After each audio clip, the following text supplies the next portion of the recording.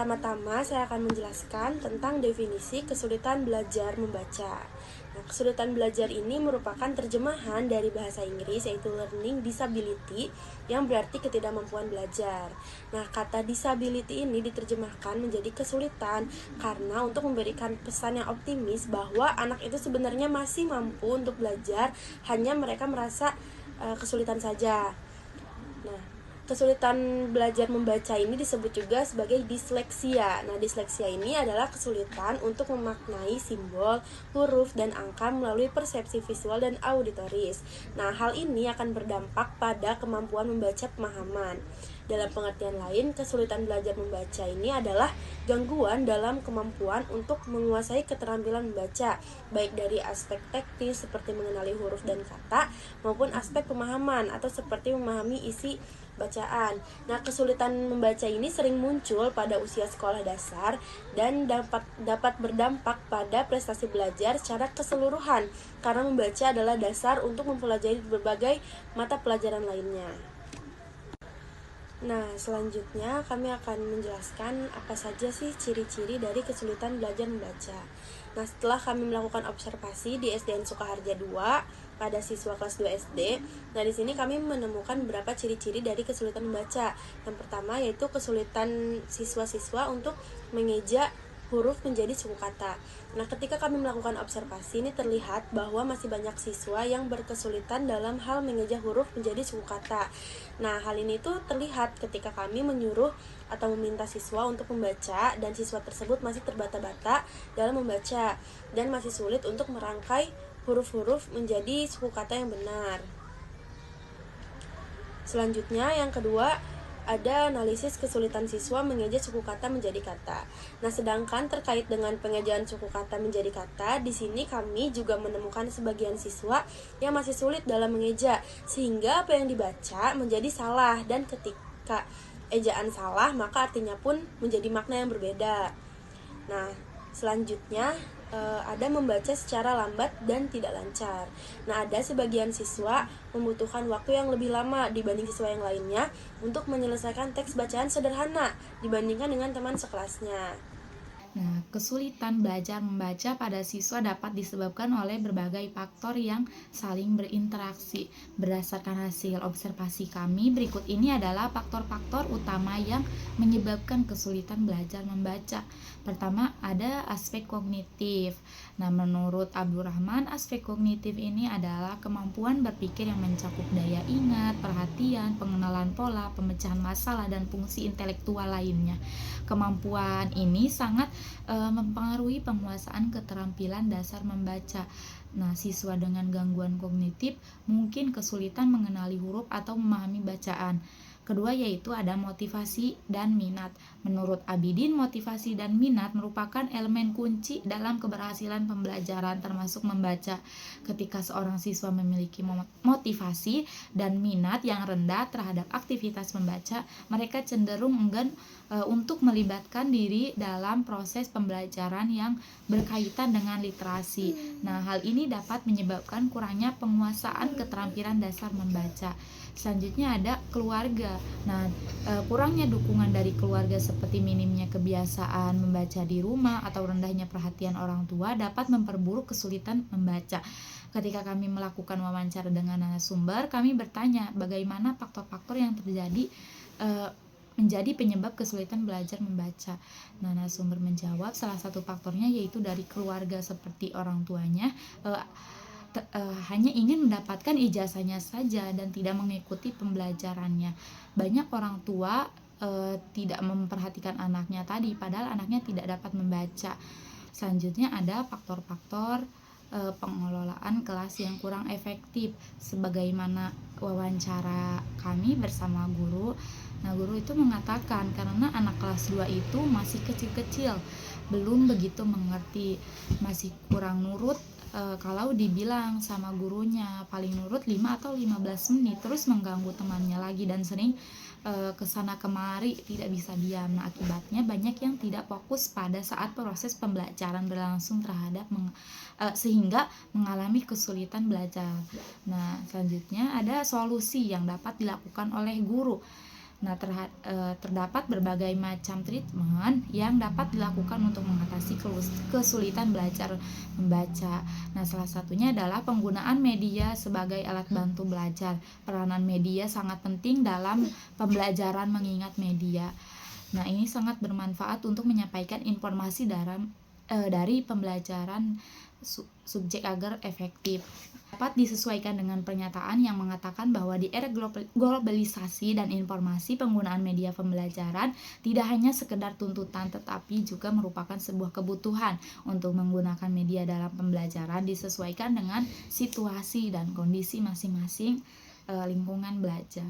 Baik, selanjutnya itu kita membahas hasil daripada observasi kita. Nah, yang pertama itu hasil observasi kita yang terlaksana pada tanggal 28 November tahun 2024. Kemudian yang bertempat di SDN Sukaharja 2, Blok Jambi Timur, Kabupaten Karawang. Jadi ada mungkin beberapa kasus yang telah kita temui, yang telah kita amati sebenarnya, telah kita identifikasi daripada siswa-siswi SDN Sukaharja 2 itu kan. Nah, terkait perihal membaca itu kan, ada memang beberapa siswa-siswi yang memang belum bisa atau belum lancar dalam hal membaca itu kan, karena kesulitan belajar dalam membaca.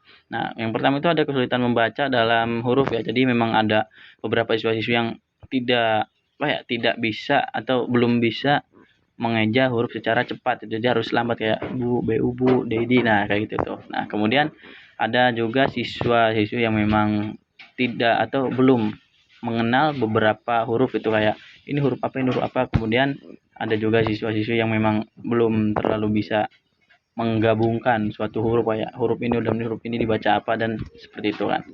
Nah, kemudian itu hasil daripada observasi kami. Kemudian faktor daripada observasi kami, observasi terkait kesulitan belajar atau kesulitan membaca itu kan. Yang pertama itu ada faktor kognitif, yang dimana siswa-siswi ini lambat atau tidak cepat merespon, atau jadi perangsangan dalam otak itu tidak berproses secara cepat itu. Jadi ada keterlambatan, keterlambatan khusus daripada siswa dan siswi ini.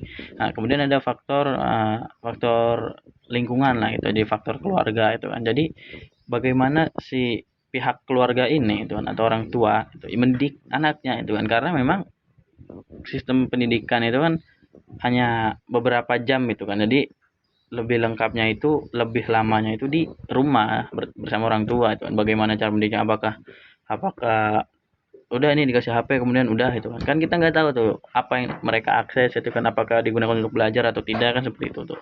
Nah, kemudian di lingkungan pembelajaran atau lingkungan kelas itu kan, bagaimana dia interaksi, bagaimana dia berteman dengan teman-teman kelasnya, bagaimana guru mendidiknya, seperti itu tuh. Jadi muncullah daripada faktor-faktor tadi, maka muncullah suatu masalah, yaitu kesulitan membaca atau kesulitan belajar. Nah, kemudian solusinya apa itu kan? Nah, solusinya terkait atau hasil daripada kita wawancara dengan guru itu kan. Kemudian kami ya meresap dan juga menyimpulkan ya daripada hasil wawancara guru tadi. Jadi memang solusi yang paling paling dikirakan bakal berhasil lah begitu. Solusi paling pas itu yaitu kerjasama antara orang tua dan juga gurunya gitu. Karena apa?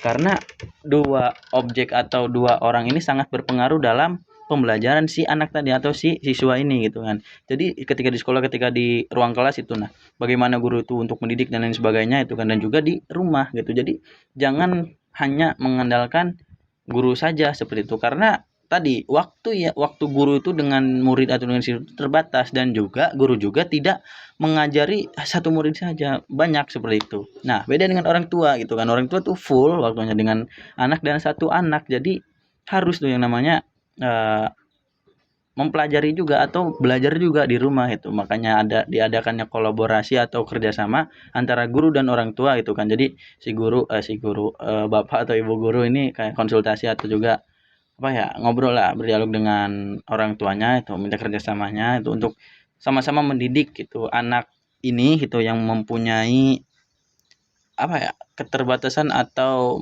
mempunyai atau mengalami kesulitan belajar seperti itu tuh. Nah, seperti itu jadi untuk hasil observasi kita. Nah, kesimpulannya itu ya tadi kesimpulannya jadi kita tuh menemukan suatu kesulitan pembelajaran dalam hal membaca itu kan. Yang di mana daripada analisis yang telah kita lakukan gitu. Jadi analisa atau metode penelitian yang telah kita lakukan itu ya kita menyuruh anak itu untuk membaca kan seperti itu. Jadi kita bisa tulis tuh lewat papan tulis itu kan, atau enggak bisa menampilkan suatu PowerPoint itu melalui proyektor gitu kan. Kemudian juga bisa dari buku paket, bisa dan dari buku lain gitu untuk sumbernya gitu. Jadi intinya yang pertama ditulis dulu kemudian dibaca itu. Nah, pada saat dibaca ini kita menemukan beberapa siswa yang memang kayak kayak ngikut-ngikut gitu kan, kayak ikut-ikutan teman-teman yang lain, jadi ngikut-ikut baca itu padahal belum bisa baca, makanya kita kita tanyai atau kita wawancarai gitu kan terhadap siswa-siswi ini itu kan, karena memang ada yang mengatakan atau ada yang memberikan informasinya terhadap kami itu kepada kami itu yang memang tadi tuh alasannya kayak saya belum bisa ini, belum bisa ini, belum bisa itu kan seperti itu tuh. Nah, kemudian daripada wawancara guru gitu kan tadi, jadi kira ditemukannya masalah ini faktor-faktor ini gitu betul kan, dan solusinya itu tadi kerjasama antara orang tua dan juga guru. Karena karena nilai semangat daripada siswa itu ya kita didik gitu kan, kita tanamkan itu, nggak mungkin dia muncul sendiri itu. Kalau kita didiknya dengan cara ya udah kita kasih HP itu kan, ya udah gitu mau semangat bagaimana, karena itu sumbernya tuh nggak jelas dan juga ilmunya sangat random atau sangat acak gitu. Jadi apa saja masuk ke otak gitu, apa saja direkam oleh otak si anak tersebut, seperti itu kira-kira.